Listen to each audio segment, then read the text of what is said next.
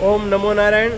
મિત્રો, આજે બગદાણા બબાલમાં પીડિત નવનીતભાઈ બાલદિયાને ન્યાય આપવા માટે એસઆઈની ટીમને ખૂબ ખૂબ ધન્યવાદ છે. અને એ સાબિત કર્યું છે કે ગમે તેવો ચમરબંધી હોય તો પણ લાગવગશાહી વગર એના પુરાવા મળે તો એ વ્યક્તિની ધરપકડ થવી જ જોઈએ. અને સીટની સમગ્ર ટીમે સિદ્ધ કર્યું છે. અને આ કામમાં જે કોળી સમાજના યુવા વર્ગ અને સમાજના આગેવાનોએ પણ ખૂબ નવનીતભાઈને મદદ કરવા એને આશ્વાસન આપવા માટે પ્રયાસ કર્યો હતો. અને આજે સીટે એ બાબતમાં પુરવાર કર્યું છે.